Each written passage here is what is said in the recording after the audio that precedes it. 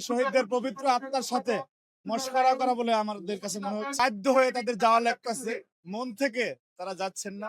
এটা হচ্ছে তাদের যে স্বাধীনতা বিরোধী অবস্থান, তারা যে বাংলাদেশের এই স্বাধীনতার বিপক্ষে ছিল, এটা নিয়ে প্রতিনিয়ত তাদের যে কথা শুনতে হয় মানুষের কাছ থেকে, সেই কথা নিবৃত করার জন্য এবং বাধ্য হয়ে তাদের যাওয়া লাগতেছে, মন থেকে তারা যাচ্ছেন না।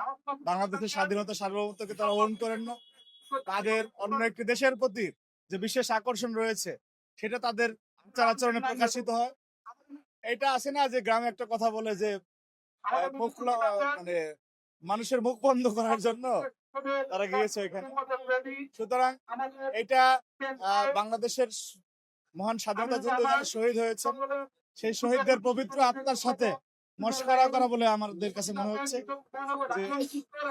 যে বিষয়টিকে ধারণ করেন না, সেটি লোক দেখানোর জন্য ওনারা করতে গিয়েছিলেন। এই তো, সুতরাং যেই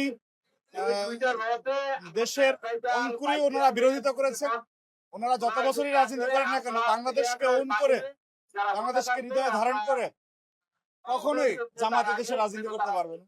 আর বাংলাদেশের মানুষও তাদের এই শয়তানি বুঝে গেছে এবং তাদেরকে বিশ্বাসও করেন।